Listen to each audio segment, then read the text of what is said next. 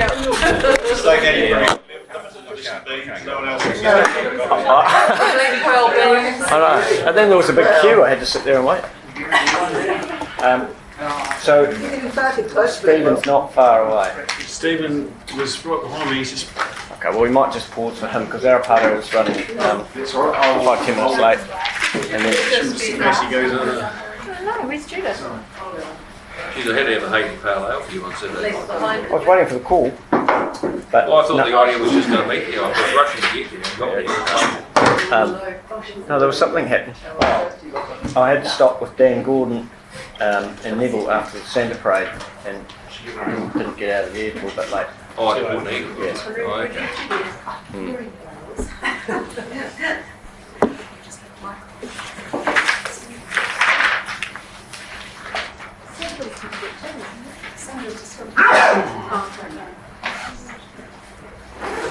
You've been a busy couple of days. Yeah, no, it's sort of going to be a bit of a nightmare up until Christmas, unfortunately. It just takes one trip. Oh, yeah. Oh, no, she's alright. She's just thinking. So. She's got a black eye and a few cuts, that's about it. So. But it's still a big thing for aged people to have a fall like that. Yeah, but at least she hasn't broken it. Yeah, that's true. They live by you, Dave? No, there is a parking opposite the main gate of Chelter. Oh, okay. Just going to stop in And then you'd think that they get all your sort of all your lights at Chelter, but they don't get a bloody thing. It's wasted.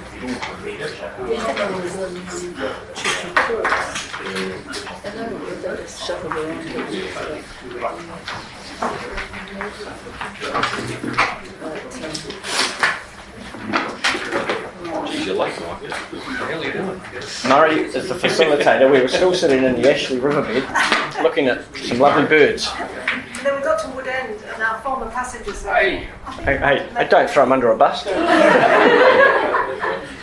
help, my keys are still in your purse. So yeah.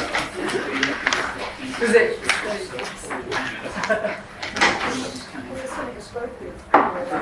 Murray, those are my calls. Geez, we are already late. TikTok.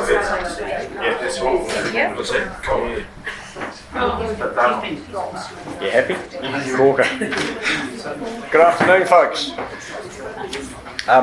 Apologies for the slight delay in kicking off today. We've been having a very interesting field trip into the Ashley riverbed, so it just took a wee bit longer to get back.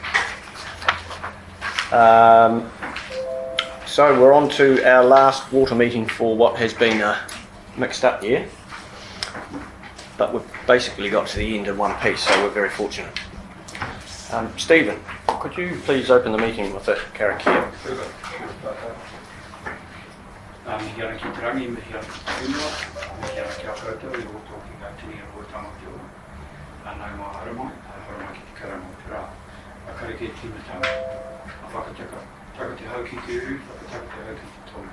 Kia mā kina ki utu, kia mā taratara ki tai. I hea ki anu te atu kuru, i tio, i hutu, i hauhu, i hei maunua. Kia ora. Thank you, Stephen. Apologies. Do we have any apologies today? Mr. Cam Henderson has a family full of sickness, so he decided to stay away. Anyone else? I think it's Arapata for Lakes. Arapata is en route. I better check my phone for Councillor Haynes. They've been in touch while we've been field tripping.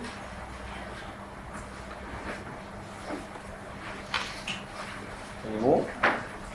Well, we'll start with that, Murray. So I have a mover, please, for apologies.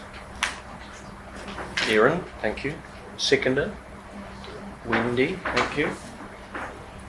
Everybody happy with those? All those in favour? Carried, thank you. Rightio, so as I mentioned before, it's the last for 2020. Murray, you're to my immediate left. If you could introduce yourself, please. We're still taping these and they are available if you would like to listen to the meeting again. in the space of the next 24 hours, they'll be available. Kia ora everyone, Murray Griffin, facilitator for the committee. David Ashby, community member. Sandra Stewart, Waimakariri District Council representative. John Cook, Nitrates, Karen Harvey, community member. Caroline Latham, community member. Lola Judith Ropalensi, community member. Wendy May, community member. Stephen. Stephen Bragg, Warwick Academy. Kia ora, Adrian Meredith, Principal Scientist, Environment Canterbury. Warwick Academy. Kia ora, Andrew Arts, Zone Manager for North Canterbury for Environment Canterbury. Kia ora koutou, Tim Davey, Director of Science at Environment Canterbury. Kia ora, Melissa Brockway, Biodiversity Officer for Canterbury Program. Michael Pate, here for Water. John B, Department of Conservation.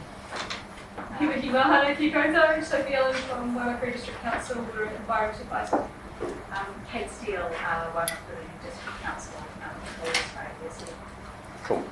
Thank you. I'm Michael Blackwell, the current chair. So again, with the audio there, we don't have individual microphones, so possibly if we can announce our vowels clearly, please. Thank you.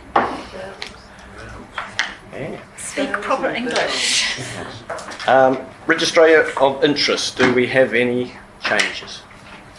Updates? Nothing there. Lovely. Item 2, opportunity for the public to speak. Michael, the floor is yours, sir. Michael Bates. Bates? Bates.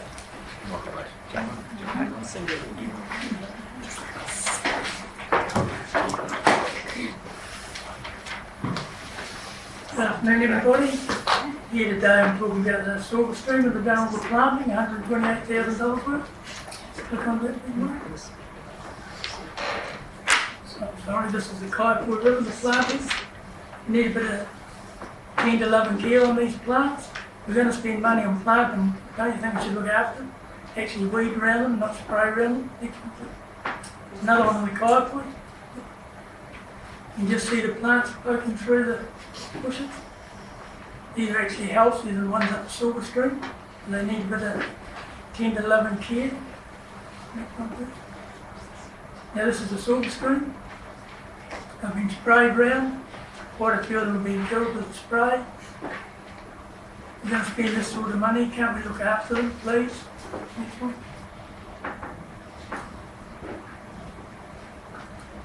Same scenario.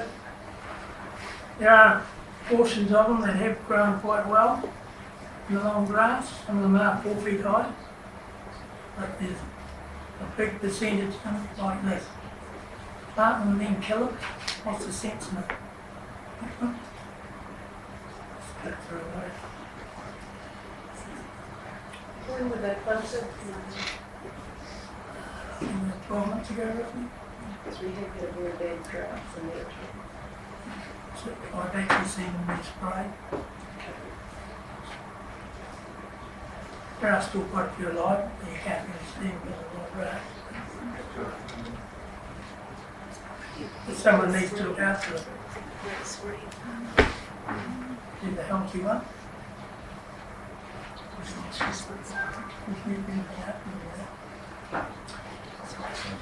Canterbury.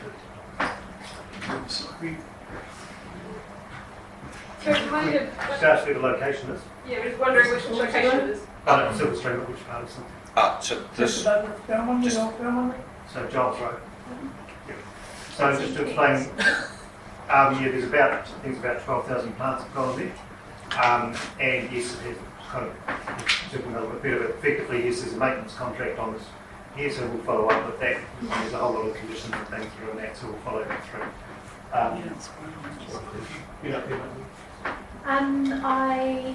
had stopped there this night and drive past on the weekend, and I not the report. So if the success rate falls below 95%, then the contract is will replace the spring. But it has been a really growth spring, so yeah, there is a lot of growth there. of the planting and sort of grasses. Who's me to maintain all you look after? No, we have a Yeah, maintenance absolutely. contract. So just to be super clear, that yes, a considerable amount of money has been spent in there. There is a maintenance contract as part of the whole contract planning project out, and that's across 3 years. And that's got performance measures in it. So we'll be following it through. So just to be absolutely reassured, there is expectations within the contract and within this planting. We'll follow up on this. But we do need to expect there to be some that don't make it, but we'll follow that through. And the Kayak Lakes River. Kayak River, I'm not quite sure about locations, so I don't think we've done any. Down here below the road club, long stop there.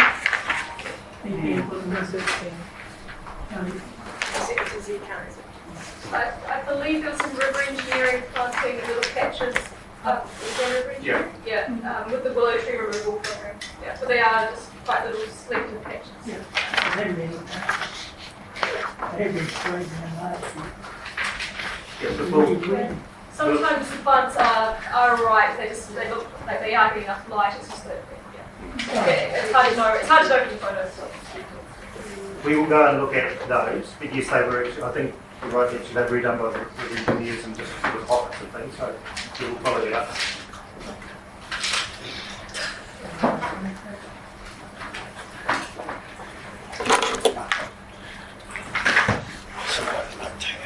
This is in front of the classic white.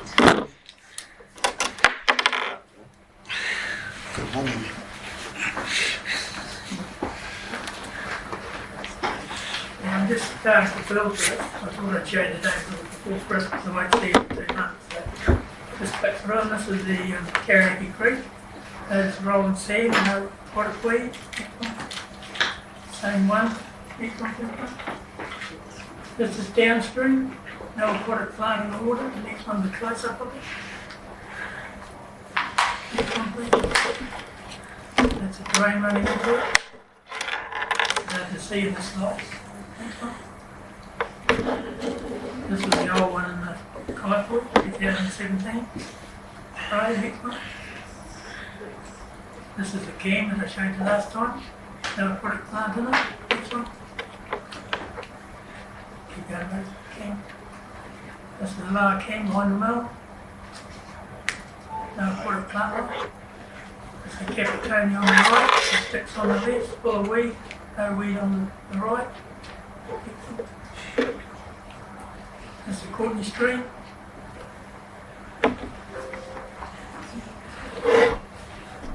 Can rolling sand again. If you look at all these pictures, you think they're all the same river. One bit. That's the Ada. That's part of the L2.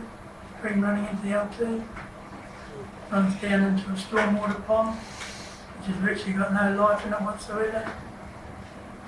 And it's huge, it'll be 300 metres long by about 150 metres wide, full of rushes, nothing else in it. Virtually no waterfowl, no baby ducks, nothing.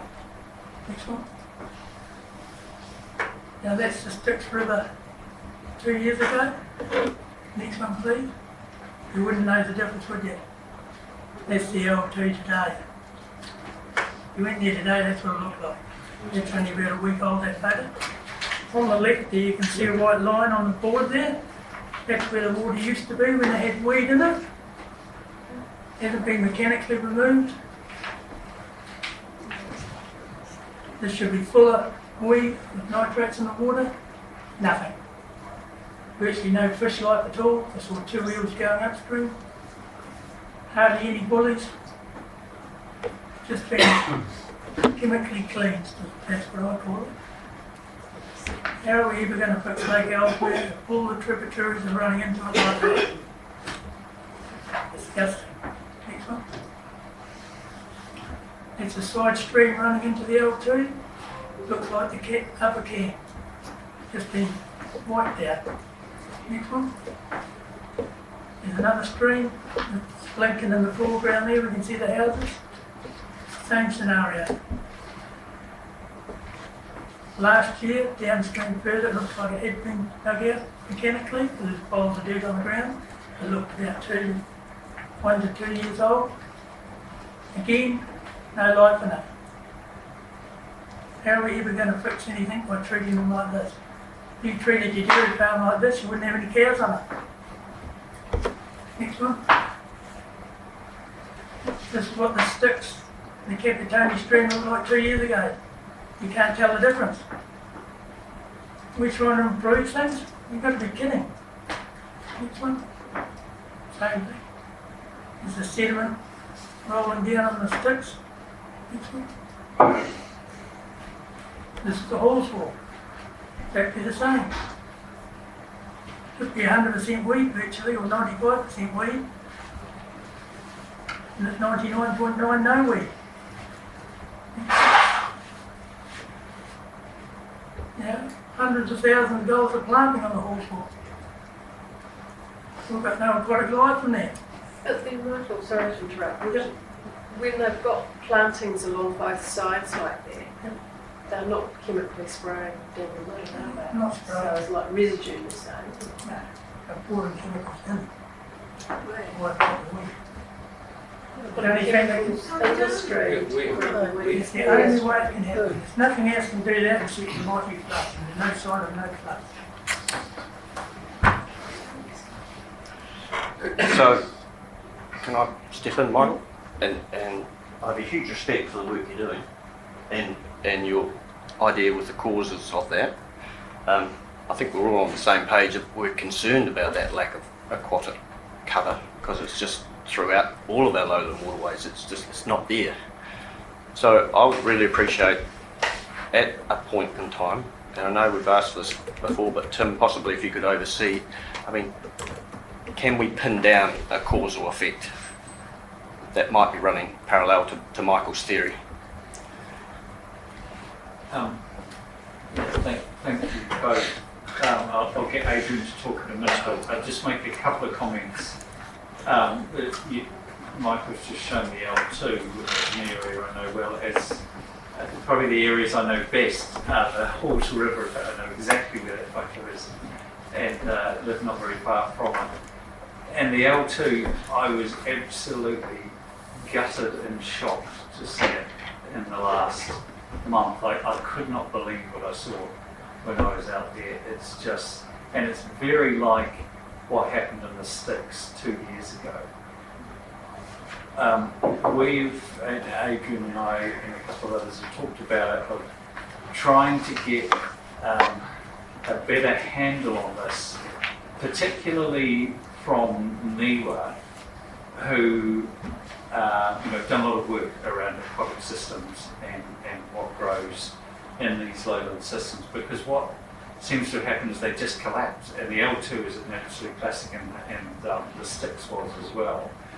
But the Styx has recovered to a certain extent, and this is what's really, really confusing. It's not easy to pin it down, and I'll ask Adrian to pick up from here, but we have started, it was, for me it was seeing the L2, but it wasn't just because of the L2, it was also, what happened in the Styx and what we're seeing. And it's not, we can't pin it down at this stage, but that doesn't mean we're trying. So, Adrian. Yeah, thank you, Michael. And I reiterate the same as our chair is saying, none of us like what we see here, and it is a problem. And it's distressing that it's happening on river after river after river. You were telling us that it's toxic herbicides that are doing it. We've struggled very difficultly to actually tie down that is the cause. It's a very obvious lot. It's an obvious explanation, but we're struggling to find who might be actually putting herbicides in these rivers. We have been talking to NIWA. I spent about an hour with a team leader of flumethicin at NIWA in Hamilton last week, because they're working on similar issues they're seeing in the Hawke's Bay, in the Hauraki Plains, and the Waikato. They're working for the Christchurch City Council at the moment on the Styx, and they're producing they're sort of going to be putting together a 2-page sort of position paper for us. They would say that there's 3 possible reasons why the streams go like this and become critical, as Tim is suggesting. It could just be excessive amounts of fine sediment smothering that the macrophytes just collapse and can't do it. In several places, they're finding anoxia, too much organic material accumulating in the sediment. The sediment is becoming anoxic, no oxygen, and that kills the plants. Or it could be herbicides, or it could be a mixture of all three. Tying that down is very difficult. My colleague Duncan Gray last year, basically, and Michael, he worked with you, did a load of sampling of herbicides and sediment, herbicides and water in a number of these waterways, and didn't detect them, which is really difficult now. Is that definitive reason that it's not? I don't think so. We're actually talking to other researchers like Christoph Mattei at University of Otago and Niwa on sampling systems that accumulate these herbicides in what we call passive water samplers that sort of just accumulate it into a media for over about 3 months if you have in the water body. We are committed to trying to find out what's causing this. We are looking at different opportunities. We are working with Niwa because we don't want this to keep happening either. Thank you for coming along and drawing our attention to us. We are concerned, and I'm not sure what more I can say other than that we're doing as much as we can and working with the other researchers because we don't want to reinvent the wheel.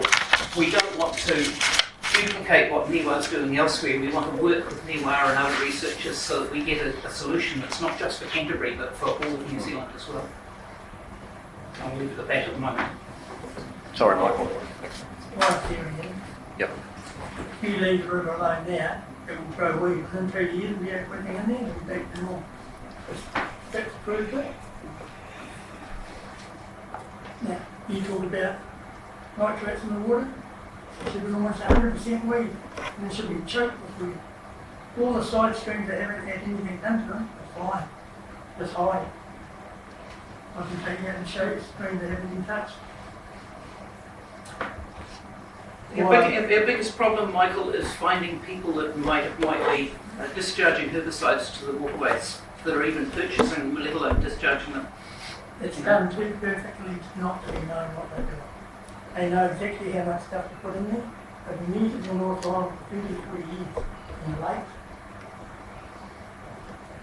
It's a cheap way of cleaning the river out, cheap maintenance, in my opinion. I can't accuse everyone that's actually doing it. But if that happened on your dairy farm, what would you do? You'd get into your land, you test all your land, test everything. Last year, I've been told it's frost. It's eddies in the halls ripping the weed out. Saltwater intrusion in the stick. I've been told a whole lot of rubbish. He can look at it and say, oh, there's no visible sign of spraying. Of course there's no visible sign of spraying. It's been absolutely wiped out. To keep the driveway that clean, what do you got to put on it? Chemicals. And they say they can't find any. We're in the 21st century. Why the hell can't we do it? We can do everything else. There's no willpower to fix it. Because this is the cheapest way of doing it. It looks beautiful, I agree. Looking at that, the average person wouldn't know the difference. Well, what's there, the native fish life is virtually gone. And that's not acceptable. Shouldn't be acceptable to anyone in this room. He can need to kick up the arse and kneel it. Whoever's in control needs to kick up the arse. I'm sorry for the language. I'm not trying to pick on anyone personally, but this is not acceptable in New Zealand. What tourists in their right mind want to come to our country? We claim we're the cleanest in the world. This is absolutely ridiculous. I want something done about it. I've been coming here for 4 years and you get the same thing. 2012, the Kayak River was fine. There were millions and millions of shrimps and bullies and everything. The nitrates are still quite high in the silver stream. The silver stream's not affected. It's got a salmon hatchery on it. You don't want to disturb that. Must be honest also. But we can do better. We have to do better. You sit down this 4 years and they're virtually ignoring me. This is why I've showed you today. Because we can't ignore it. We've got to fix it. How can we do better if we don't know where it's coming from? They know where it's coming from. If they don't know where it's coming from, they don't deserve to be in the job. Stay. Yeah. Stay. He can. All right. What you just said, what? You can talk to any fisherman that's been fishing for 50 years and they all say it's chemicals. they've seen the discharge, though, Yeah. Michael. I think- It's you know, we try very hard and for compliance and for Discharge in the Cuss main drain.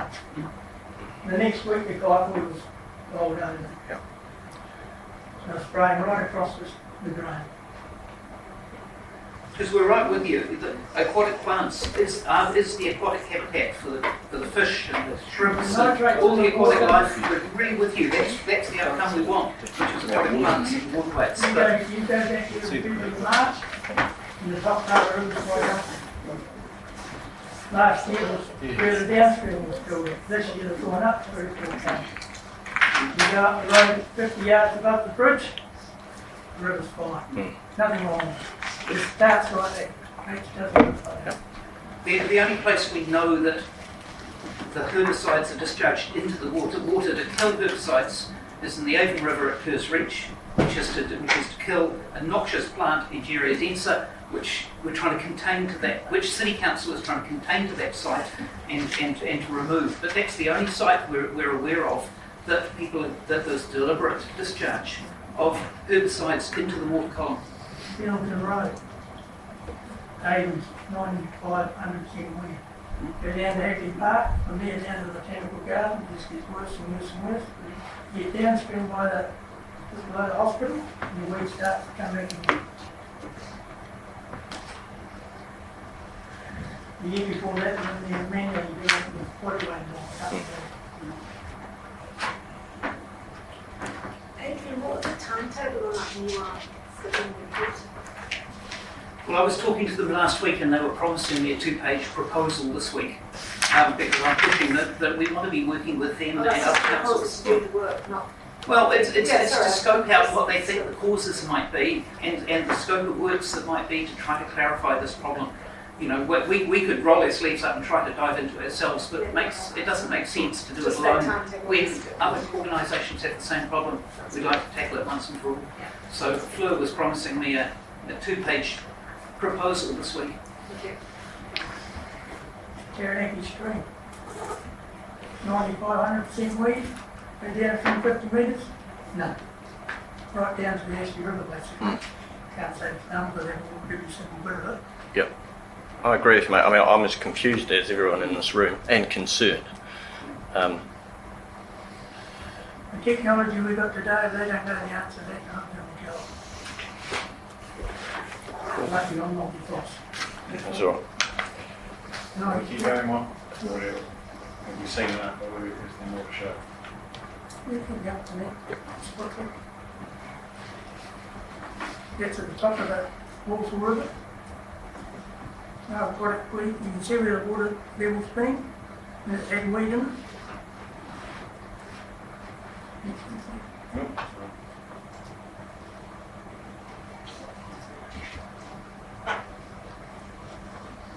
There's another stream running into the L2. Just upstream from there, it actually comes out of the ground in the spring. There's a bit of algae in the well, and that's the L2.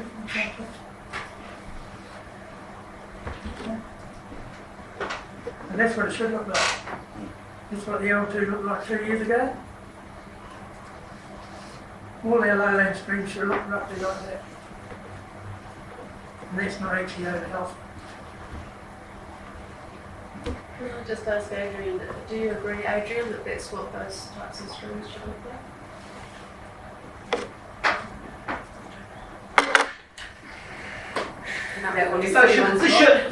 The short answer is yes. In this environment where it's quite nutrient rich, but the macrophytes are the habitat of the shrimps, the habitat of the eels, the habitat of the smaller the bullies and galaxids and things like that, and a lot of that macrophyte often has a colloquial term of being troutweed, because that's where you'll find often the trout from an exotic position, because it's where the insects and the mysid shrimps and the parotide shrimps will be, and they'll be feeding.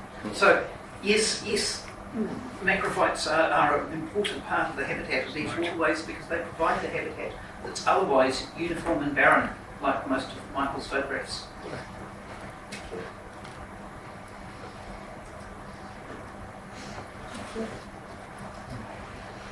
And it's that habitat that is the supermarket for the fish and the ducklings, which we're not seeing a lot of at the moment because there's nothing for them to eat. When I went to the other hill, I spent all day there. I saw one mallard hen and 4 young ones.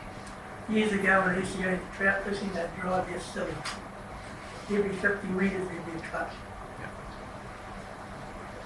I did see 2 white swans. Ironically, next to Lincoln, in the stormwater pond on the south side of the river, that even had frogs in them, here the frogs.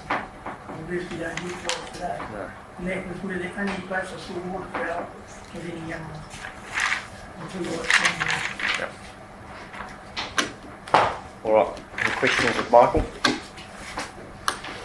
Thanks, mate. I appreciate you. I know you find this incredibly frustrating, but keep your voice out there. Have a good Christmas, everyone. Thank you. Audio. Tia, maybe we should record the appearance of a couple of members. Lovely. Welcome. Hi, Welcome. apologies, team. That's all Trying right. to juggle too many balls at once this time of year. Audio. Item 3, we have a Three Waters update. Sophie, could you please join us? We also have Sylvia Karen from Waimakariri District Council from our shovel reading project team. Oh, Who has a special presentation in fact. So, I don't know, Murray, if you can, do you want to put it on because you already connected up? Do you remember me restarting? I didn't actually get any rest, so I can't hear. Oh, just, yeah. Cool. Go for, so just got from Jim. Yeah, okay. How about you, Thea, and I can just do a quick update for it. So there was a bit of a general run through of quite a few things. A couple of them were action points from last meeting. Michael Bates showed an image of Beach Grove with management, I think about 4 years ago, where there were no plants and quite muddy looking, and then now. So I did confirm that that was a change, that the asset was vested with the council about 3 years ago, maybe 4, and our stormwater engineer focused on planting in that area after the vesting. So that is good to know that Waimakariri District Council has taken that part. Positive change. Yep. Yeah, I said thank you, Greg. That's good to know. Secondly, so avian botulism, summertime kicking off for sure. We have got the contractors out. So far we haven't had any dead birds. So they only started last week, but we haven't had any signs of avian botulism yet at our wastewater treatment plants. So fingers crossed it stays low. We still might get the occasional bird that might have died from avian botulism or something else, but we're hoping not to have numbers like we had a few years ago. What else is happening? Were there any particular questions rather than going through all the points? I'm happy to go answer questions for the other points. I could also note that what wasn't in the update is the Kayak Lakes. So our green space team look after the Kayak Lakes, and you might remember we proposed to put in monitoring of summertime with oxygen probes. So we were supposed to put both of them in last week, but unfortunately one of the probes malfunctioned before we put it in. So we've only put in one, and we'll put in the second oxygen probe next week. So that will be, over summertime we'll have both temperature and oxygen being logged on both the surface and down below, and that will show whether we're getting those anoxic periods in the bottom water, and if aeration might be a suitable solution for those snakes. Judith. Just a question about the maintenance minor works waterways consent application, which the BBC has decided to exclude works in wetlands and there were unrelated buffer areas on this application. Yeah. So if we did decide to undertake works within wetland areas, it would be a separate consent application. So we didn't want it to hold up this because it's quite a big new thing to add in, and we don't actually know the wetlands map hasn't. There's no planning map. At the moment, we have to survey. So we're just going to case by case basis. If we think it's considered a wetland. Yeah, actually there's good news with that. I think I can tell you that it's, as of today, we've approved it to be granted. So I did it, Simon knows. She's like, hang on. They might. We've instructed the consultant to issue that consent. So yeah. I think we've actually got them. How many years is that? 5, apparently, according to Simon Collin. Well, that's best ever Christmas present. Yeah. Maybe I shouldn't say it until it's actually in our hands, but yeah, that's the instruction is. Sorry. Go, you have the floor. Sylvia. This is Sylvia McLaren. It's about the shovel-ready project, the Kayak Lakes storage. Absolutely, That's that's it. it. To talk about. You're going to talk about that? I'll wait till you talk and ask the question. It was a good leader. Any other questions before we have Sylvia give us a rundown on this shrubbery project? No, well, I think it's a very appropriate location, Sylvia. So So thank you for having me. My name's Sylvia. I run a small environmental consultancy called Storm Environmental, and I've been seconded to lead this project for Waimakariri District Councils. So this is what we're going to talk about today. I'll keep it really brief. I realise you have another site visit in your Christmas dinner, so I want to keep you too long. But I've got about 15 slides just on this project, so we'll just run through. Basically, we're basically right in the middle of my project, as it were. So we're focusing on 2 areas in Kayak where there's been some pretty bad flooding in the past. So we've got the west Kayak over this way, and we've got east Kayak over this way. And they're 2 quite different bits of stuff we'll be doing, and we'll just run through them. So, over to our west, we have the Parnhams and the Dudley catchments. This is just really an overview so you can see why there's a problem. As you can, the colours are not, don't worry about the numbers associated with the colours, but effectively the darker blue is really low lying. Coming up as you get into the greens and yellows, it's higher, and then the brown's higher still. So you can see in the middle of West Kayak there, we have quite a sort of hole, I guess, but that is a more technical term. And then the red lines, which you can't see particularly well, are pipes, stormwater pipes. So we've got some quite big ones around the edges, but there's not a whole lot draining the middle of the bucket, as it were. We've done a bunch of flood modelling, so we've done 5-year, 50-year, 100-year and 200-year flood modelling recently. And you can see some numbers over there on the left. They're relatively high, 52 houses at risk in a 100-year and 362 in a 200-year. I've chosen the 200-year picture there because it's the most dramatic, of course. But those numbers, I mean, they don't reflect. Houses flooding is the kind of most extreme. Flooding underfloor and excess flooding can actually be pretty dramatic as well. So the numbers are much higher for those things. Even in quite small events, you can have excess issues to your house, and if you need to go to the hospital or something, this is quite a dramatic thing. So this is what we're hoping to do here in the Parnhams Dudley. So, got my drain names flying in there. So there's 3 main sort of open waterways there: the Parnhams Drain, Dudley Drain, and Sunday School Drain. So we're going to put a much bigger pipe over there from the west side of the motorway. We're going to put a new big pipe, hopefully through there, through Chapman Place, and a new one coming over from Sunday School Drain through to the middle. We're going to put a big pump station in the middle, right in the bottom, the lowest point, and a new rising main to the Kayak River. And also the Dudley Drain pump station, which is just down the road actually, a few hundred metres away. It currently sits in the Ecan stopbank, which is not ideal from a resilience point of view. And also it's a very old pump station, so we're hoping to rebuild a new one on this side of the stopbank, and we can decommission the ones in the stopbank.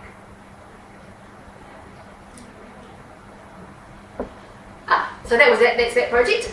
This is the second one, which is over in the Felbrook Macintosh catchment, which is that way. And the intent of this project is more suburban and rural flooding, so it's a little bit different. It's not the same kind of urban problem, but there is. Down here, there's quite a problem around Bracebridge Street that has been going on. So this is a 100-year one, and this is a 200-year flood one. And then you can see this rural flooding is really bad. The Macintosh drain actually goes all the way up to Woodend. It's a really big drain. Shows a bit of clear. And yeah, you look at the other river channels. It's quite interesting, yeah. Also, there's no stormwater treatment for water quality treatment from this urban area. So we're looking to see if we can put some stuff in to help there. The two pictures on the left are looking up both Feldwick and Macintosh from the stop bank here. And the design of what we're hoping to achieve is on the right. So we've got Macintosh and Feldwick. We're hoping to put in a new big pump station. There's no pump station there at the moment. We're hoping to put in a flood storage area, which is really, I mean, we will hope to do some kind of ecological improvement as well. But it is primarily so the pump station functions efficiently, because so that it's not constrained by how much water is coming down the drain. And this pump station would only be used in very extreme events. This is not a routine kind of thing. One of the exciting ecological things we can do is do a two-stage channel there. I'll talk a little bit about the inana spawning potential of Macintosh. It's quite exciting. The Feldwick pump station that you see on the left is really old. It's amazing it's held together this long, so we're looking to replace that. Put in a new wetland to treat that urban stormwater.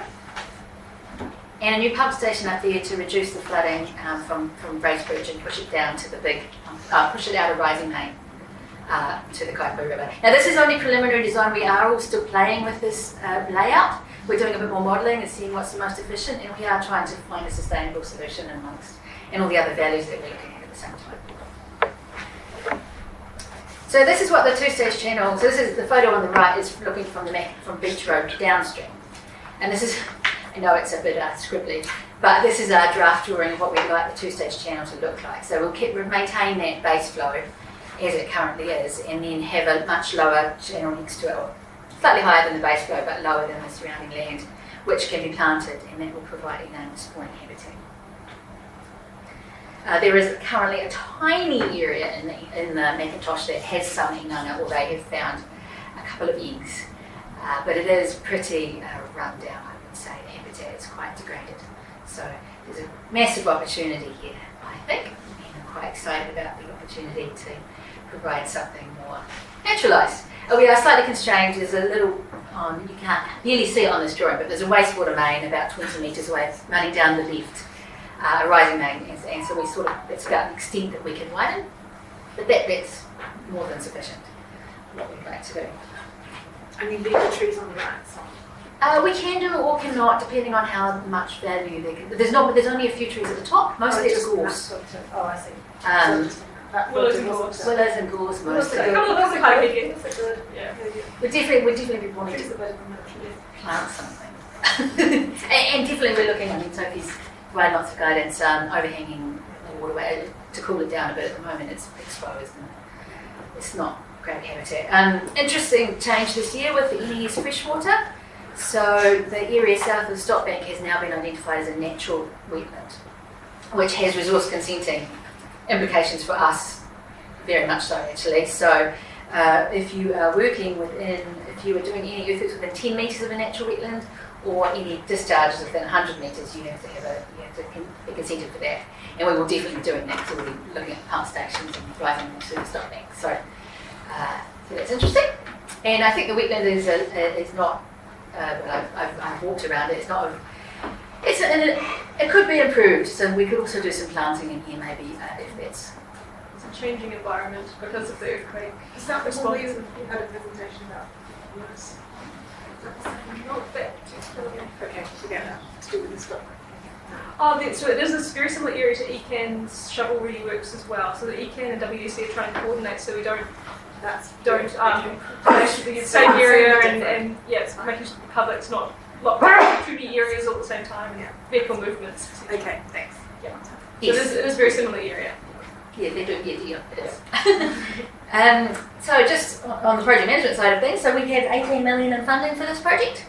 9 million came from the Crown, and I'm very pleased to say that as of today, the Minister has finally signed it off. It's been started in September. So we are actually... We've been waiting. Our money.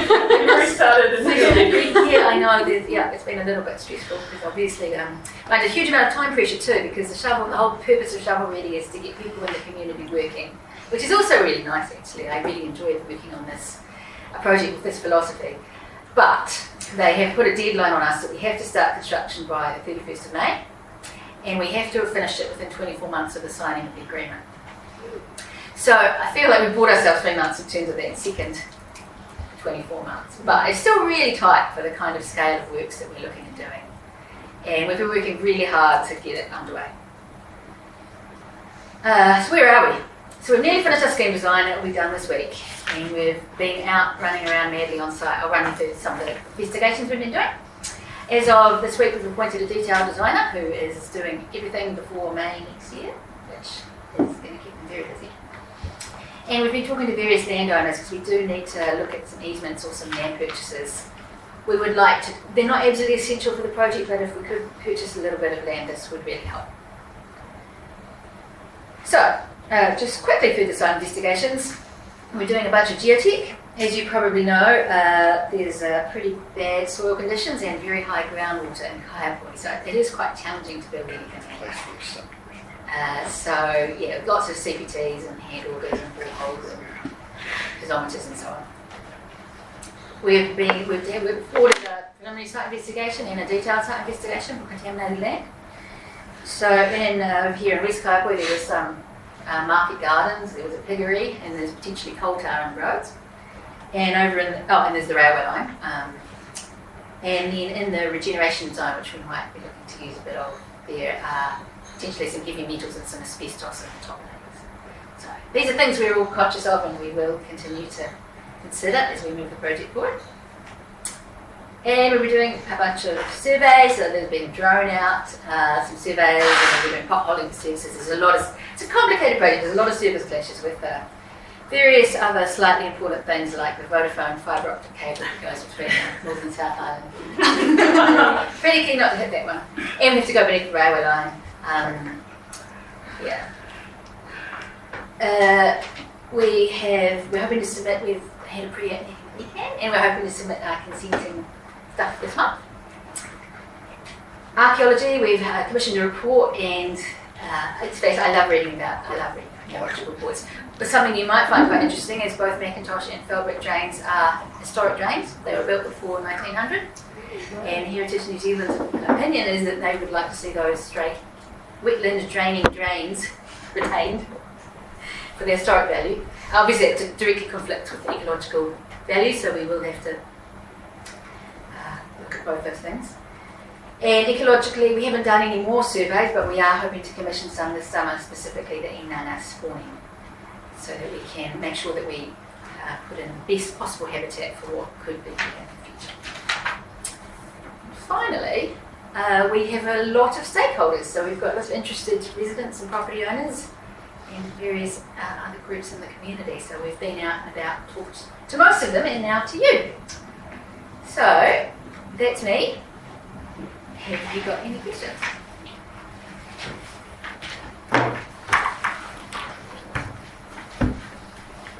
Thank you, Sylvia. I didn't. No. It's probably because it's beyond what you were commissioned to do. So, just a couple of questions. One is on what you are doing. Harmon Drain is an open drain at the moment? I believe to the pump station, and then it is piped as a rising main. Yeah. Because it is a new pump. Yeah. A pump station was installed there after this. So that's putting it into a pipe hasn't really got an ecological effect because it's already mostly piped. It's mostly pipes, yeah. Just thinking about trying to keep drains open as opposed to putting them to pipes. Yeah, and we need sample points. So one of the reasons I know is about that is because we need sample points for our stormwater network, and we can't sample it further down. We have to sample it up there because it's very hard to get access to. Although I should say I'm an ecologist by training, so I am passionate about not piping waterways as well. Yeah. These big pump stations, flood pump stations, are only used in extreme events, so it's when there's a lot of flood.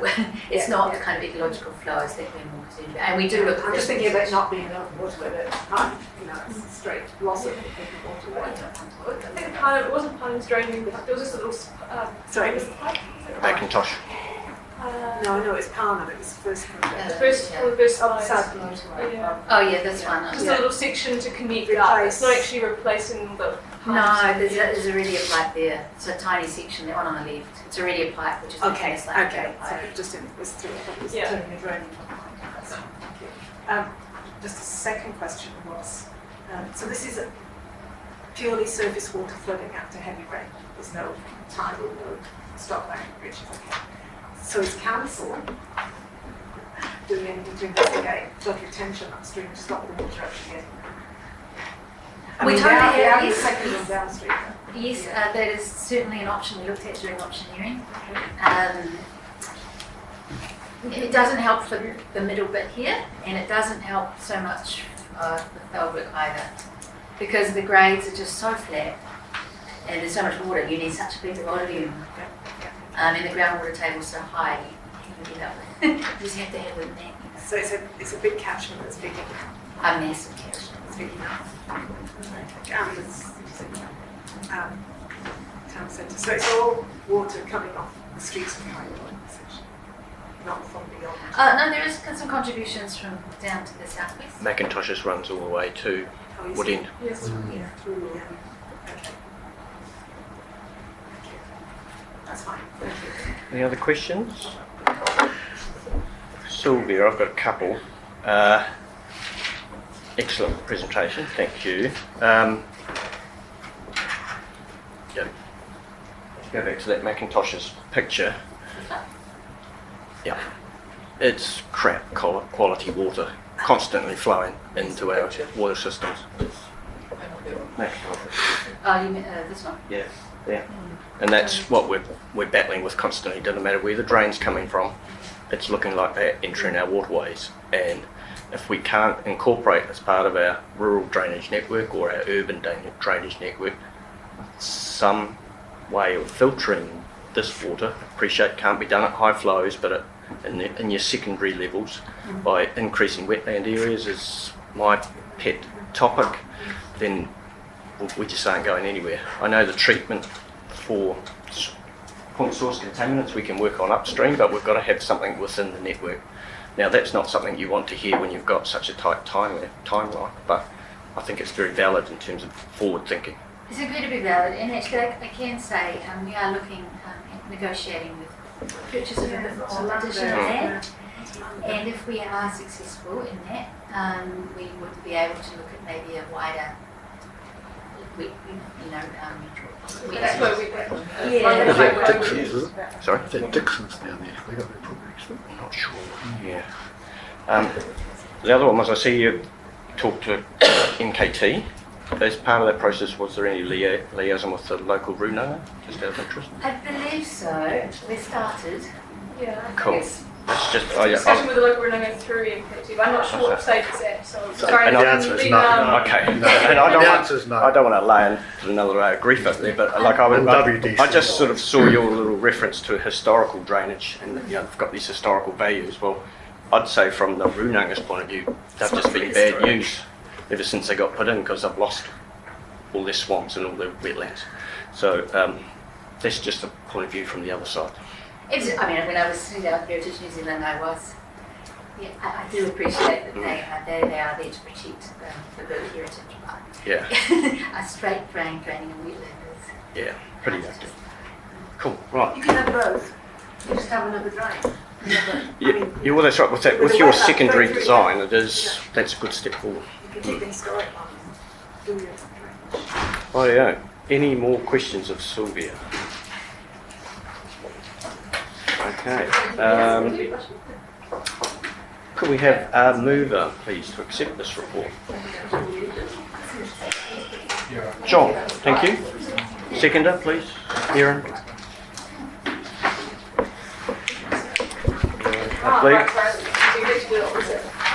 Any more points of discussion? No? All those in favour? Thank you. Carried. Murray. Committee updates. Yours. Right, okay, I'll just apologies what I was to say for this presentation. Enjoy a bit. Okay.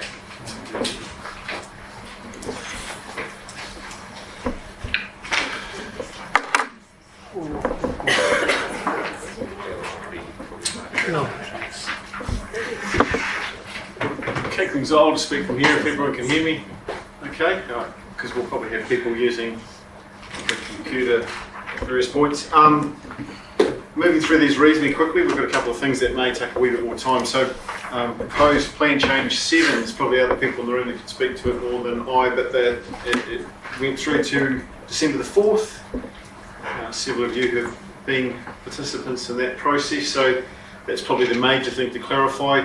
For those that are interested, and something I'll probably take advantage of over the holiday period, is that there's for those that have got the agenda papers, there's a YouTube channel for the hearing, so you can actually go and view. Couldn't think of anything more boring to watch. You look Thank you for exposing my fact. I am still working at the moment. It'll be a delightful thing to look at over the whole day period. But if you are, apparently a number of the submissions are probably worth looking at, and so it's great that that's there as a record for us to as a reference. So that's probably the major thing. I don't know if anyone wants to add anything in terms of the plan change having been. Can I ask when ECAN expects the report from the panel to come with its recommendations? Have you a time frame?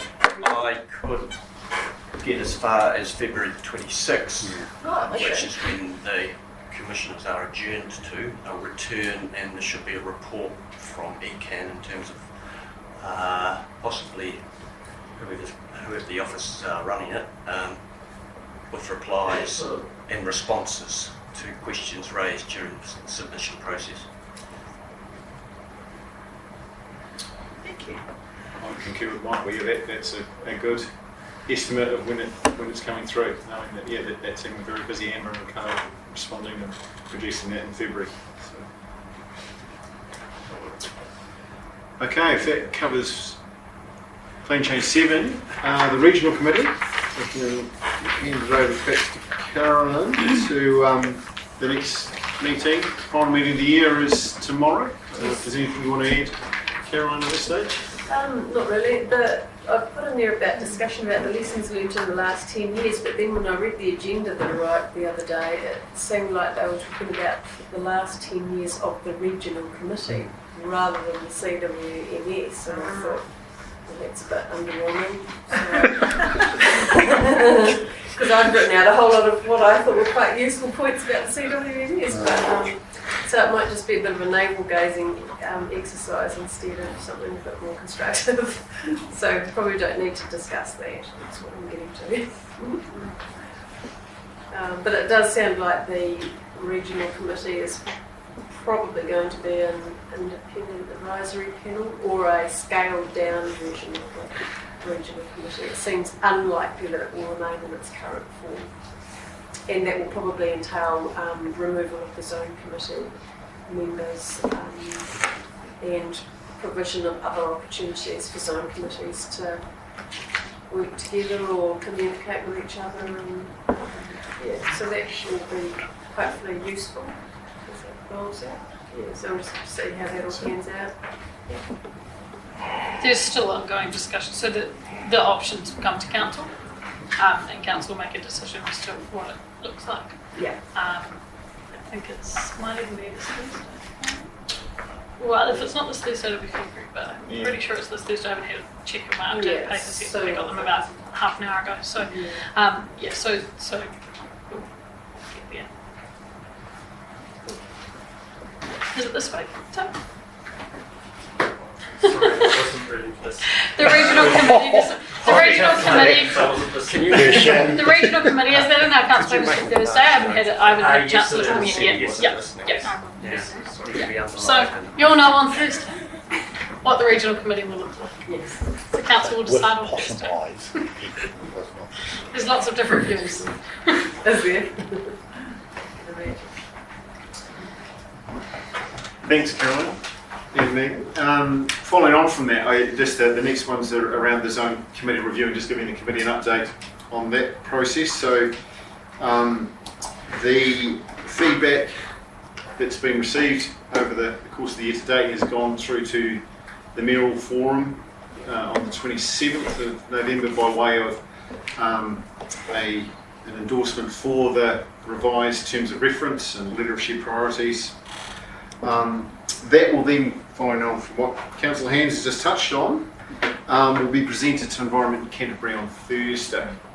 So the next step after that will be then to inform territorial authorities, the Runanga and zone committees in terms of that revised terms of reference. So we'll be in touch and circulating that, I expect, before Christmas, and obviously something we'll come back to in the new year. The other addition to that, which I didn't have at the time of putting the papers together, but I now have gotten breaking news. At the last meeting, I raised the kite, because I thought it better that you have the kite raised, that the option of Christchurch City Council having a representative on this committee had been mooted through the zone committee review process. That was presented to the City Council along with a range of other options and feedback to the infrastructure, the infrastructure committee, and the recommendations that were agreed upon was for the Christchurch City Council to continue with representatives on its current 3 committees, which is Christchurch, West Melton, Banks Peninsula and Selwyn.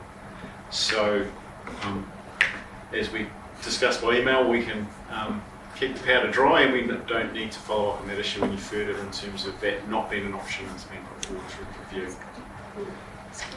So that's, I guess, just the other update that's happened since drafting the papers and getting here this afternoon. Are there any other questions on that before we move on to working groups? Just one thing, Mary. I just noticed in the regional committee notes around that review, something about it sounded like it was looking quite positive to have for a youth member to be recruited onto each zone committee. But that one thing I was going to mention tomorrow was that the youth could only come from particular groups, like the ECAN, what do they call it? In like specific groups, and I just wondered why only those specific groups. I think as a default, it's those. As you'll recall, we had the 2 youth members come along from the rugby to talk to you as a committee about it during that phase of providing feedback. So that's been quite a consistent feature. You won't be surprised that all the committees have been quite enthusiastic about that option. Those structures are in place in terms of having that youth rugby as a way to, I guess, encourage and have youth members join into the CWMS process. I would imagine, I can probably say with some level of confidence that I'm not speaking out of line, that when we get into the new year and get to look at that exercise, and if you as a committee go, yes, we'd actually like to follow through on that, then I imagine there would be some scope to discuss how we would do that, i.e. would we talk to local high schools or something, so there'll be some criteria. One of some practical things that will come through that I'm aware of is that the tenure of a youth zone committee member on the committee will be one year as a default, just because 1 year when you're 17 versus whatever age we may be is perhaps a wee bit more so. Rather than the 3-year term, it's a 1-year term. So as a consequence, there will be some flexibility, I imagine, in terms of committees being able to look at youth membership. And something Arapata mentioned, I think, during that feedback was the option of them being like a full member, that they can participate rather than just being sort of more of an observer sort of status. Again, I think that's something that the committees will have the capacity to influence. So I think there will be some scope, in short, Caroline, to look at that. But the youth ROPU, I guess, there is a structure by which we can actually go about introducing and formalising youth being part of the CWMS. So that will be a kind of a starting engagement around that.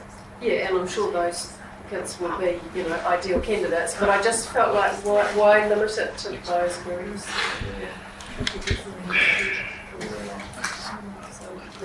Thanks, Mary. Thanks for raising that, Carol. I'm just reading the terms of reference right now, just to check up on what you're saying, and it says, so one youth representative may be added to the committee on the recommendation of the zone committee. And it says, where youth representatives are recommended, expressions of interest will be drawn from Environment Canterbury's Youth ROPU territorial authorities, youth councils, and runaka, and then confirm. And I was just thinking what that actually means in terms of the expressions of interest will be drawn from, wouldn't preclude the youth rōpū recommending somebody. It sounds like it has to come through that, but they could go wider, yes, as well. And I think what that's really getting is what Murray says is that the idea is that they're part of a group themselves. So they might not be part of the youth rōpū right at the time, but we would want them to be part of it to get that overall inclusiveness into the future. If that makes sense. Yeah. Thank you. I may be big. I'm not a lawyer, so I may be big. Oh, I know you do. Yeah, hopefully we don't need a lawyer. Thank you. Any other questions on that? Just thanks for picking it up because I hadn't seen that piece. I picked it up myself, but I can't recall seeing it in the last lot of terms of reference I saw. So I might have missed that piece, but thanks. I'll ask the question as well. Okay, working groups of the committee now. With Cameron not being here today, he was going to, just through time commitments, he said, I'll provide an update here at the meeting. I do notice a quick email, I don't know if it went to all of us or Judith and I, just saying that he's looking to catch up with Erin and Wendy and then provide a sort of an update through to all the committee by email, I imagine, before Christmas. Just apologies from Cameron for not being here. Is that right, Judith? I think so. I'm just looking for that email. Yeah, I sneaked it up before. Yeah. So basically Cameron will have a bit more time just to catch up with the working group and then provide something for the committee from there. Nothing you need. No, the problem is summarise a bit. Yeah, there's a lot going on with the background with the next generation and what have you, so that's just got to be clarified a bit as well. That's certainly Cam sort of alluded to that, but that's where we should be focusing. Biodiversity, Judith. Okay, thank you. So there's some notes in the agenda. I guess the main point, first one was that Nick Legard was presented with the Waimakariri District Community Service Award a month ago. How long ago it was? Something that came out of the biodiversity working group, sort of machinations, considerations. So we're very pleased to see that went through the system. Do you want to mention the annual report? Yes, given that one of the other items that we haven't got here in breaking news is a copy of the annual report to review, but we're in drafting. But we just thought that that would be probably quite a good story to run in terms of the fact that even putting Nick forward was something that was initiated by this committee. And in the zone committee revised terms of reference and what the roles and purposes of committees are, that's exactly the sort of thing that zone committee should be doing. So I think it's a nice way to recognise Nick's contribution to the community, but also the role that this committee's played in putting that forward. So we'll make that one of the stories. Thank you. So we did meet on the 13th of November. One of the things we talked about was a talk by Anthony Shaffold on the Styx River. Modifications there and restoration work, which we field has seen and what is very good and would be very transferable to Waimakariri District. So I think Kate was going to ask you what to mention this. Yes, interested. I mean, it's time to organise, but yeah, so that's probably something that would be very interesting to see. Some of the changes that Mike has been talking about in the Styx. Capitone in particular. The main point of our meeting was developing the idea of the Waimakariri Community Biodiversity Trust.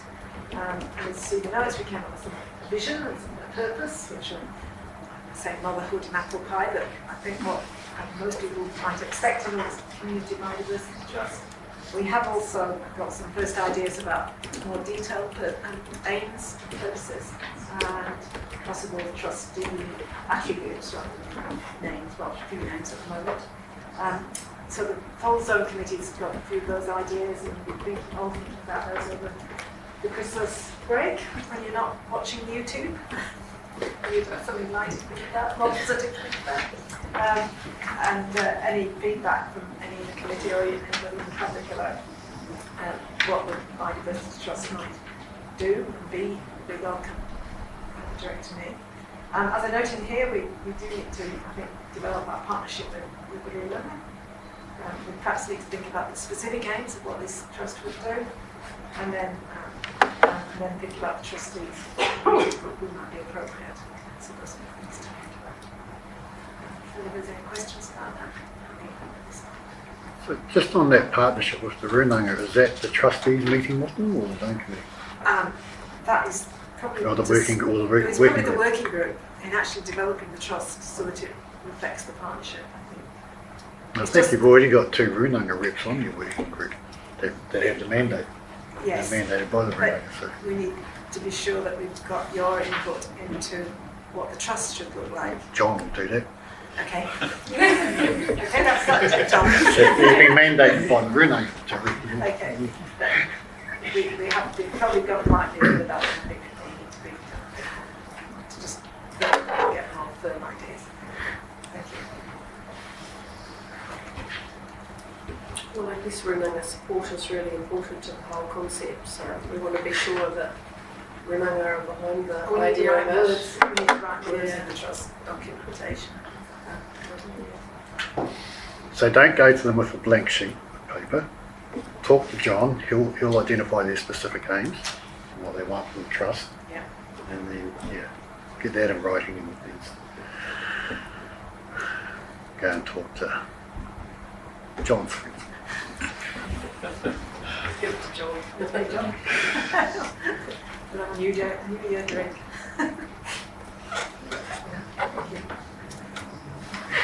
Is that everything, Judy? Yes, thank you. Wonderful, thank you. The coastal catchments.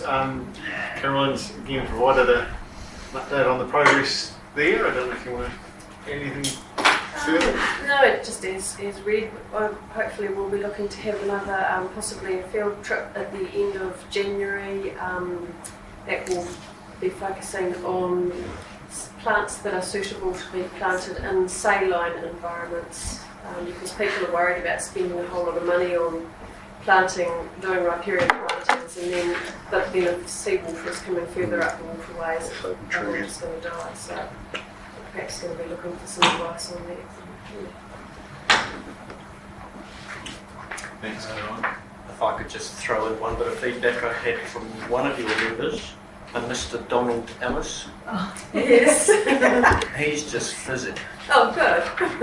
He fizzes naturally, but that's not. Yeah. So, he's really excited about the concept. Oh, good.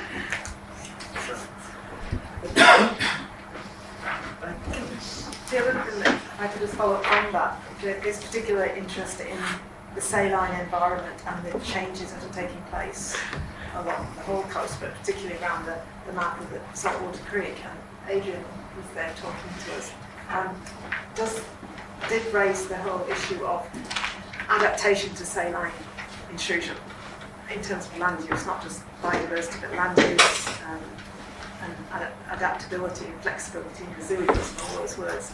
So I did ask Murray to put it into our early 2021 agenda, some sort of presentation or discussion opportunity about how we as the Zone Committee, how the councils are not the research into climate change, but the adaptation, mitigation strategies. So hopefully early 2020. Thanks, Judy. Yep, okay, that's. Yeah. I don't know if we can. Just got in touch. Following on from that then, we'll keep things moving there. As I've just tried to brush over earlier before, the annual report is not here in a visible format, but it will be for you. I'll email it through. Angus is away at the moment, but we now pin down what we will put in that annual report for you and circulate as a draft so you've got that before Christmas. Also, in a similar vein, I think even closer to being finished is the wetlands flyer, which is referenced there, that Angus noted to include, and I don't know if Zipporah wants to speak to it, but I think it's really just some imagery to finish off the document, it is. Yeah, and there's a little bit of just, clunky wording that we think we can get a little bit tighter, but the content's all there. So yeah, pretty pictures a bit more flow there. Thanks, Zipporah. And just the other point noting there, the next Mahinga Kai shared talk is scheduled for early 2021. I think it's February. From one Zipporah is nodding and thumbs up. So yep, so February for that, which is Makariri leading that work. The next item is the Lawal website item. Now that we've included this, and Adrian may wish to speak to it, but we have included, I guess, and probably take it as read. This was what we had in committee updates at the November meeting. We discussed it, but we ran out of time to really walk through it. So we have included the presentation in the papers this time. So I don't know whether if Adrian or Tim, or if there's any questions around that presentation as provided. Thanks, Murray.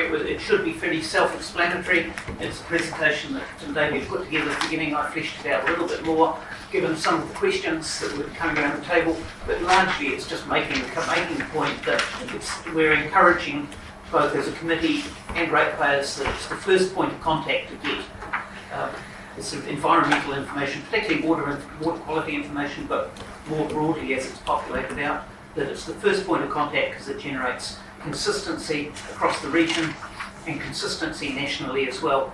And there's been a lot of development there, so it's quite self-explanatory, and it's a starting point we'd encourage everyone to look at first. Sandra. Yes, thank you for that. I went and had a look at the site to have a look at the northern Waimakariri tributaries and the Kayak River when I was looking at the information that was available to talk to PC7. And I'd have to say that I find this site really deficient in that you've got a mixture of water quality data and ecological data, and there seems to be no rhyme or reason why some sampling points have water quality data and some have ecological data and some have one and some have the other. The other thing I found when I had a look at it, which would have been the week of November, perhaps about the 10th, that there was no data on it. The latest data was December 2019, and it may have been updated since then, but it hadn't when I looked then, which was virtually 12 months out of date. So my questions are, why are some sampling sites only got water quality and then not comprehensive water quality, but also and ecological data? Why isn't there both for every site? And again, I know that in the zipper we came up with the applicability of some sites for sampling some things, and I thought I look at Neames Road for Silverstream, which is the sampling site, and that's where the flow's measured.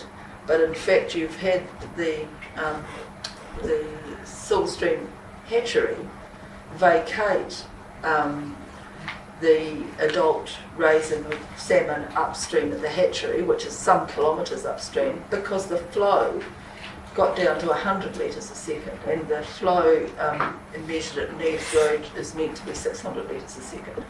So questions about adequacy of the information, whether water quality or ecological data, the adequacy about if it's a flow measurement site.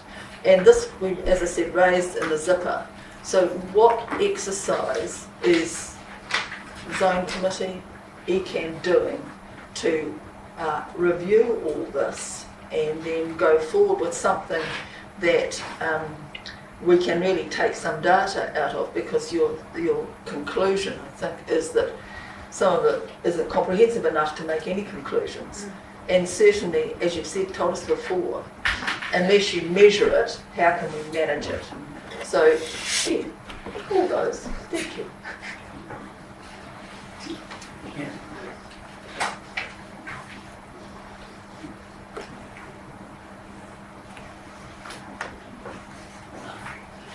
Oh, thank you, Councillor. There's a number of questions there. The first one, maybe if I start with the first one, which is comprehensiveness and the variation. What the LAWA website is populated with is data from several different monitoring programs.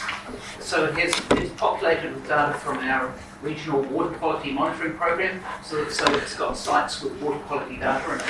There are sites that are in our contact recreation, as safe swimming sites, and they will often only be populated with E. coli data or the data associated with safe swimming. So you'll get some sites that are only swimming water quality, some will be more comprehensive water quality.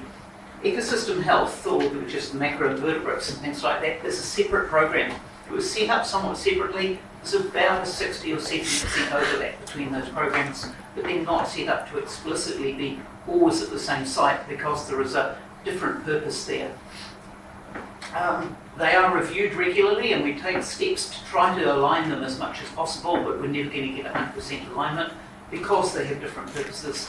And hydrology, again, what makes a good hydrological water quality monitoring site is often where it's very easy to reproducibly gauge the flows and things like that, which may not be as representative for water quality. So, yes, we acknowledge your concerns that they're not all lined up together, but we're mindful of those discrepancies, but this is still putting that data out there and making it available. I'm not sure whether you'd like to comment to that? No, I was just going to pick up on the question of the how up to date the data are. Oh, that's the second. Yeah, that's what I was trying to remember. So LAWA has been designed to show state and trend and not live data, except for the swimming site, which are live data. So when you're doing state and trend, you have to draw a line somewhere and say, it's the data up until here, and this is the state, and this is the trend over the last 10, 15 or 5 years. But you have to sort of stop. And that's done annually. It's a calculation that Cawthron does, the Cawthron Institute, when they pull it together across the country, and they say, right, we're doing it until here, this is the state, this is the trend. And you're right, it went up until December 2019, and then it will get updated again next year, and so on. So it will be have the data, but they are not live data showing you what the very latest are, because the power of it is actually the state, which is over generally a 5-year period, or an annual, it depends on how it's calculated through the national policy statement, and the trend, which is done over time, but it has to stop at some point, and that's the way that LAWA has been designed. So if you're wanting the very latest, then that's, we don't have an automated process at the moment, but it can be obtained through Environment Canterbury. So if you contact Customer Services, they can get you those data very quickly. Yes, thank you for that. I mean, this was brought up as when we were discussing the zipper, how the data needed to be available, and both myself and Cam Henderson asked for a report that would come through looking at how Northern Waimakariri, but the Zone Committee area compared to the national standard and national results that came out relatively recently. I mean, the zipper identified that this was a deficient and a deficit, and we needed to review both sites and the type of information that we were getting. And I accept what you say, but all this lower information, my understanding is generated by ECAN going out and sampling and putting it through to the site. So when is there going to be a review that this committee can contribute to? Because we see generally, I particularly do, that we see it as deficient the way it works at the moment. And I understand exactly what you're saying, But in fact, it's not sufficient enough for us to understand what is happening to our waterways. If in fact you've got, you tell me, why are some water quality and some are just ecological, and we don't have both types of testing for the streams that are on the sites that are there? And I understand exactly, I mean, the only swimming quality one in the whole of the catchment, or the whole of the district, is out here, which is the Kilpia boating route. That's the only one I'm aware of that is for the northern Waimakariri trip, which is yet in fact the PC7, and also the zipper identify other swimming spots within this district. So when is this going to be reviewed, I guess, and how are you going to do it? Because I certainly expect that this committee would want to have input into it, and I don't accept that we're going to have more of the same for another 4 or 5 years. That's not acceptable. Sandra, just as hopefully partial answer to a lot of those questions, Murray, you talked about your report card that your staff have been working on. So that's driving at getting an answer to a lot of these questions. That's my understanding. Is that right? So when you say report card, do you mean reporting against the zipper recommendations? I was under the understanding you were bringing together a lot of this data into one place. What we were referring to is the work of Kirsty's team looking at pulling together. So the water data team is feeding into that, and I perhaps should defer to Adrian and Tim to speak to. But certainly, in following up on this question just for your benefit too, Tim, in an earlier meeting, and following up on the Lawa site information, I was talking to Kirsty and that, and she said, well, here's an example of some of the integration of information around the whole region that we're looking at and developing. So I guess sitting alongside Lawa, not replacing it, and perhaps augmenting the information. So, well, perhaps we could have a report on what Kirsty is doing and have this as a regular report to this committee. I would certainly be interested in what data. I mean, Tim, you said that just ring up and ask for the data. I don't think that solves it. I think, in fact, we need to know and we need to see this data coming through. So can I just correct you on what I said? Was if you need the very latest, then you can ring up and get it. If the state and trend is what, which is, in all honesty, what the vast majority of people need is the state and trend, then it's there on Lawa, you can see it. So what I was saying is if you need to get the last month's data for some reason, and sometimes people do, then we haven't got an automated way. We are working on an automated way. What we're talking about, Kirsty Johnson has been working on, and she's a member of staff at Environment Canterbury, working with the science staff on this, is showing against plan limits. So if there's a limit in a plan, and once PC7 goes through, there will be limits put in place and objectives and streams. For that site, how does it measure against those limits? So that's another useful way of portraying it, as opposed to Lawa, which is national, so it shows it against national standards.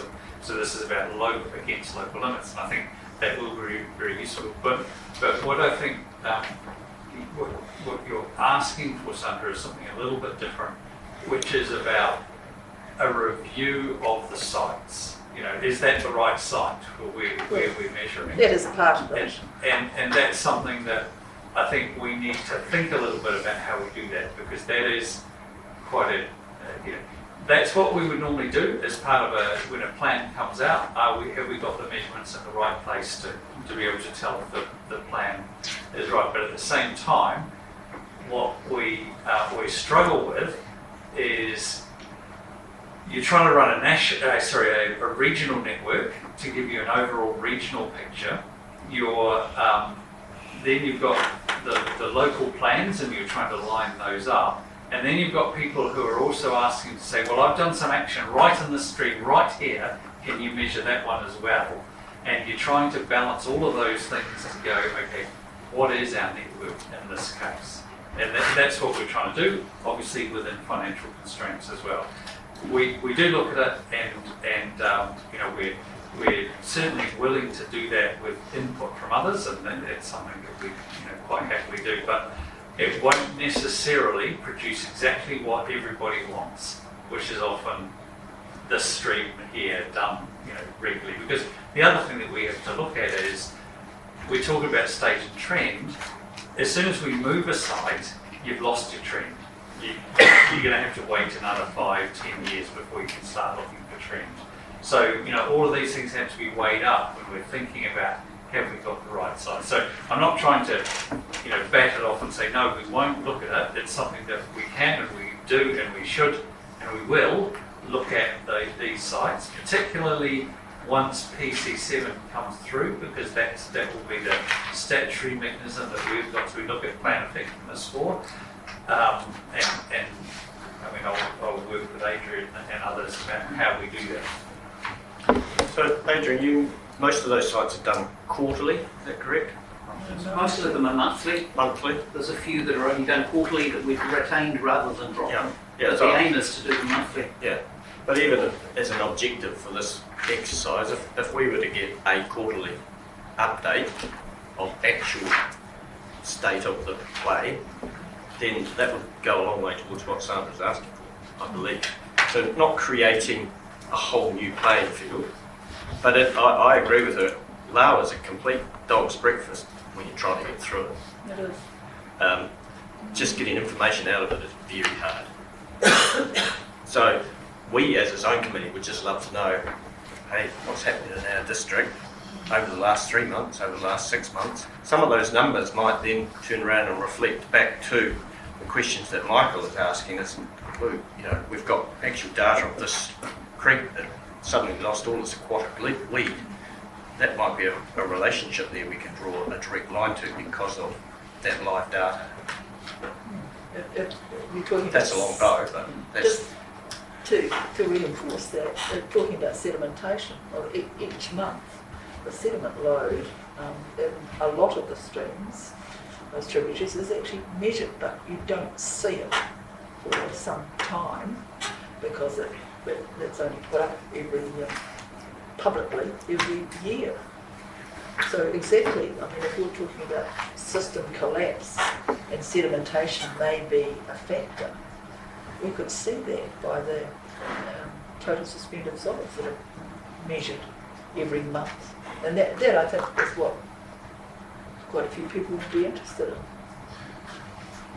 Folks, mindful of time, and a possible suggestion, I'm looking at the folks at the back of the room, I'm looking at the committee, and I'm thinking of the facilitator here might need to, when we do the next quarterly report to the committee, which includes specific recommendations obviously across the circuit, maybe is one of the additional tasks that we can add in there is looking at a summary from LAWA of kind of state and trend as in terms of and look at that as something that could be. No, I've removed LAWA and go straight to the measurements that we can do it, just on 10 sites across the district. And simply why there isn't equality and water quality each time, because there isn't. Why can't you do both if you've got someone out there testing? Well, Adrian can answer that much better than I can. Well, because the sampling requirements are quite different, and the objectives of ecosystem health with macroinvertebrates is looking at an overall health of the environment, but it can really only be done in wadable streams where there's shallow water that can be sampled.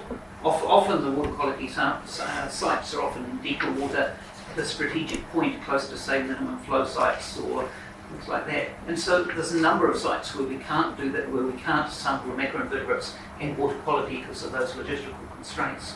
So I agree with you, it would be ideal. Well, in terms of reporting, it would be ideal if everything was always done at the same site.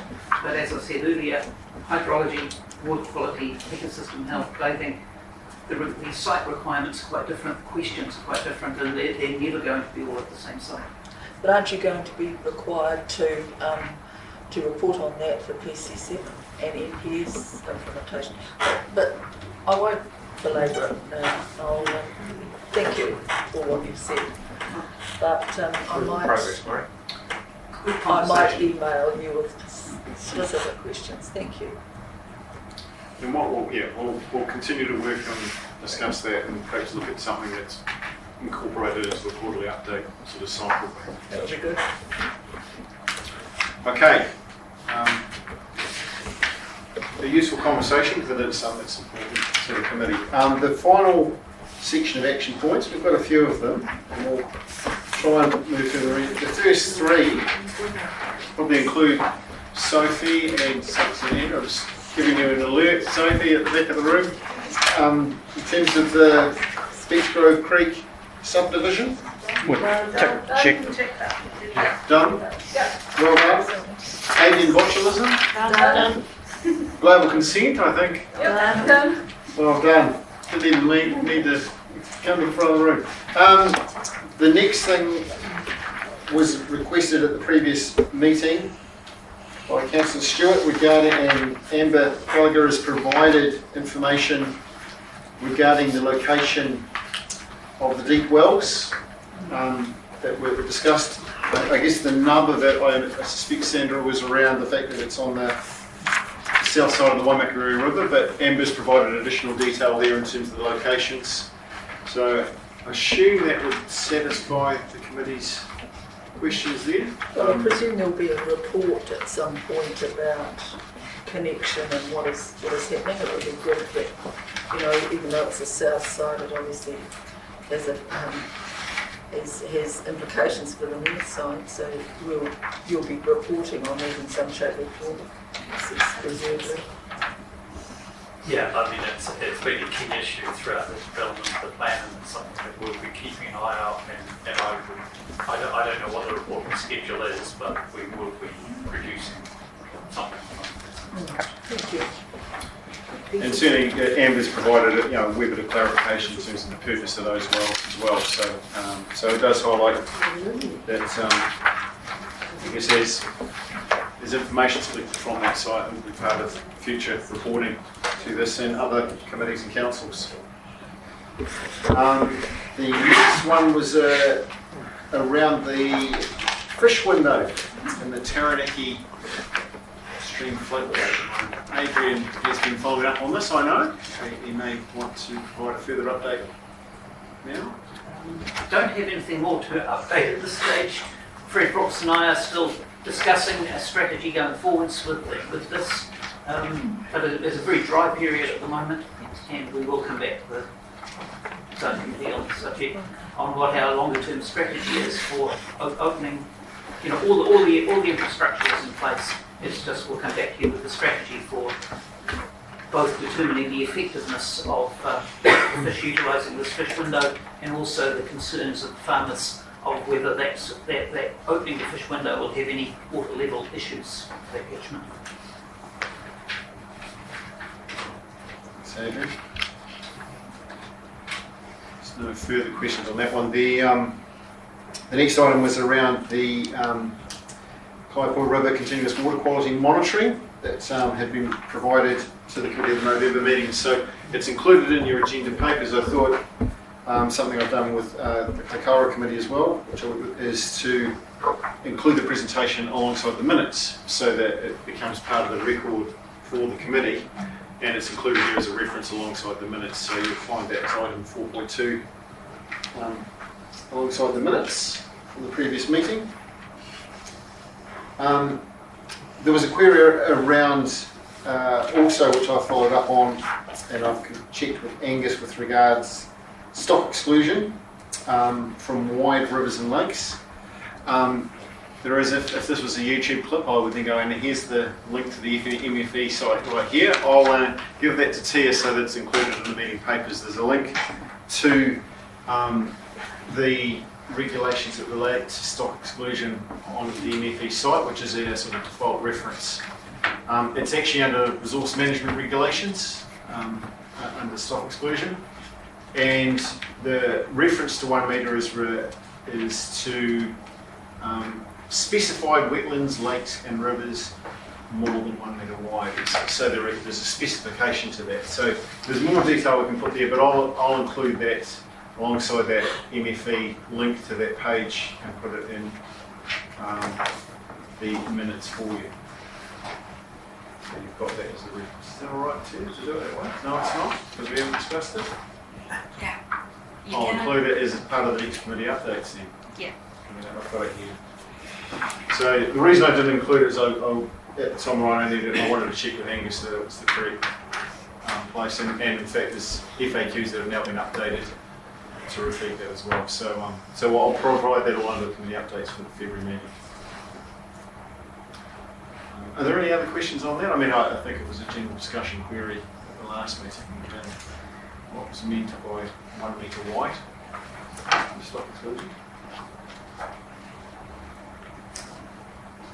If not, I'll move on. I've already actually covered off that other point that I've added there around the feedback from Christchurch City Council, whether they would have representative on the zone committee. So we will move on from there. We've eliminated that as an option. Andrew's provided that update in terms of vegetation clearance in the Ashley Gorge to the Okuku confluence. I don't know if there's anything else, Andrew, you'd like to add at this point? No, we're just working through the procurement process, but some efficiencies we're doing across several rivers at the same time, so it's just a procurement efficiency. And that work to commence early next year? Yeah. Okay. The final item under committee updates then, I can hand over to Sephora, which is an update on immediate steps applications. So Sephora, hopefully that have access to that.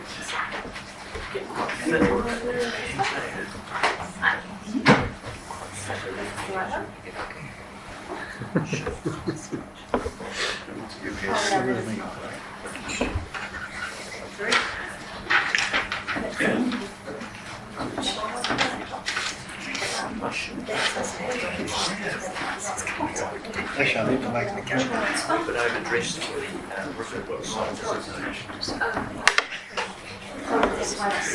already tendered my apologies for that. I didn't have a thumb back. I do need to make an appointment in the new year. he needs new ones. He's got I didn't have a straw. very strong.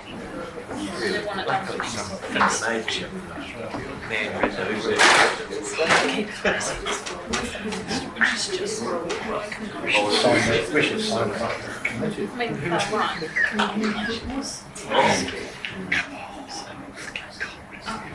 Sorry, I copied the INS by 2020 presentation, which is the one that you saw last time I talked to you. So I'm just going to give a brief update on what's been happening as requested at the last meeting. So we've been really helpful getting the biodiversity working group to talk through the IMS projects. We have allocated funding to 2 projects in this financial year. So that was the old wetlands down in the coastal wetlands area, and then also the Motu Kanuka dryland site, and that totals 18.5k out of the 100k budget. I currently have 4 projects which are fairly along in the scoping process. I had to have them in front of you today, but I really needed a holiday. So I Let's all go on holiday. And didn't quite get all my things lined up, so they will be in front of you in February. One of those is up in Lees Valley. There's a great wetland up there. We had to do a lot of head scratching around the new requirements and making sure we could fund some fencing around this wetland, but while that has been a bit frustrating, it has been a great opportunity to work with that landowner, and we're now in a much better place with that landowner, so that's been great. The second project is down in the Mudfish area outside of Oxford. There's a quite degraded piece of bush that's very wind affected and also has stock access, so we're going to exclude stock from that bush and the stream. That is great mudfish habitat. And there is mudfish further down, but there's not currently mudfish in the stream, so we're also investigating why mudfish might be at that location. And he has also indicated is that he is quite interested in fencing off the springheads at the top of that catchment, so we are now rescoping his project. In that same area, up on Stevens Bush Road, there's a tributary that feeds into Cooper's Creek, and the landowner there has got a lovely waterfall and some bush and some regenerating areas that he would like to exclude stock from and a seepage wetland, and to do some willow control in that area too.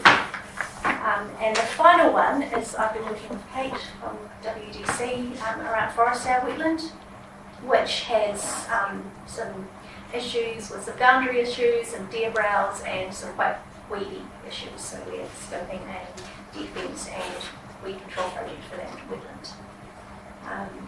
And the final one I have, which is, what's it, sorry? The council owned that. Yes, yeah, so it's a council owned wetland. Yeah. It's not an immediate steps, Some of it will be, yeah. So most of the funding is coming from other sources, but we just need to look at the top up. And that will, we haven't got all the quotes in, but that will be this financial year's budget. And I just got a great inquiry, so we'll be following up on that, and hopefully we'll start looking at next year's budget as we come into the new year. Were there any questions? So these all, other than the council owned one, are all the rest private landowners? Yeah.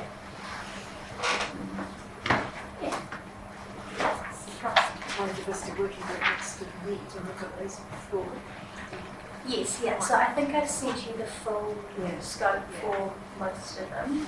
Yeah, so we can talk to them. Yeah, January would be good. Yeah. After everyone else has finished the public. That's right.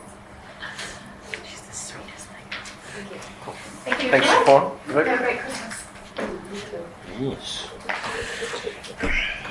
Sorry. That's the last one. Excellent, thank you very much. Righto, we have a recommendation that we receive 4.1 to 4.7 of those updates in reference to our 2021 work programme. A mover. Thank you, Judith. Seconder. Thank you. Megan. Any further questions, comment, discussion?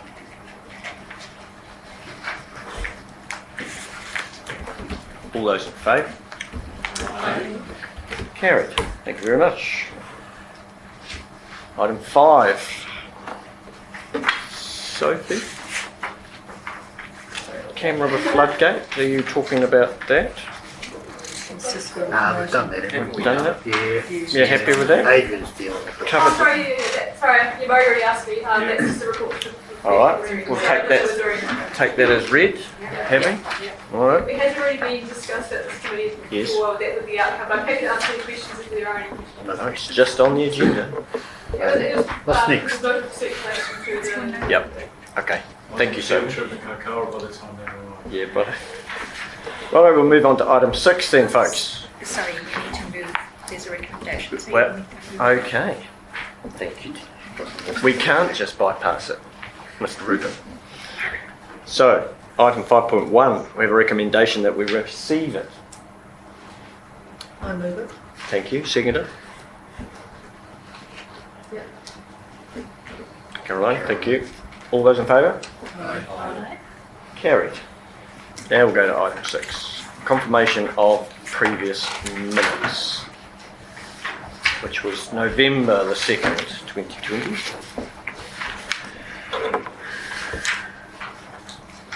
Do we have any questions there? Move into that. I'll move to the minutes. Okay, we have a mover in the form of Mr. Ashby. We have a seconder. I don't know if I was here last time, I think. I can't Wendy, remember. Wendy was. She's put her hand up. Righto. Oh, you sorry? All right. Yeah, you say we should close it. Come on, bring it together. We're losing the plot here. We have a mover and a seconder. All those in favour? Thank you. Matters arising.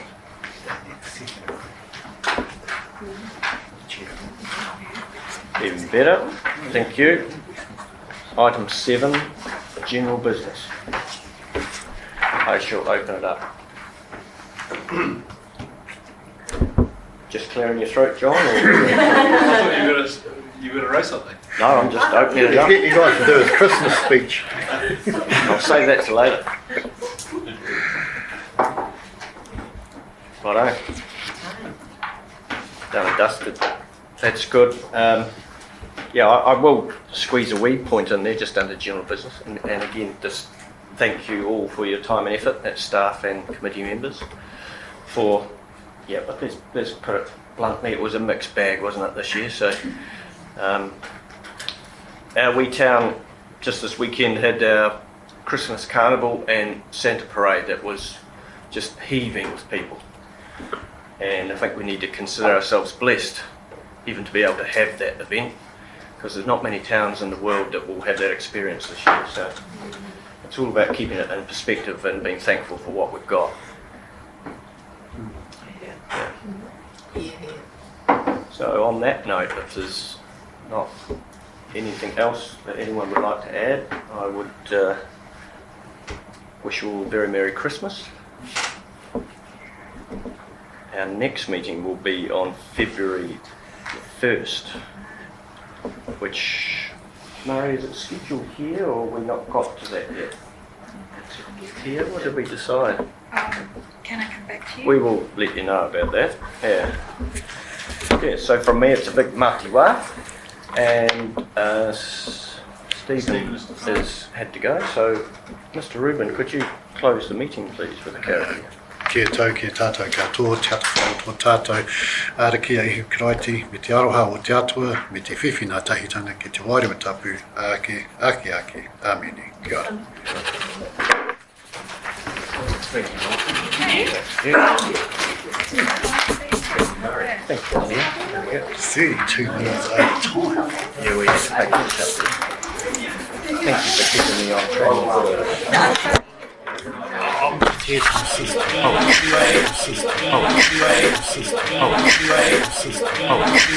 Sister.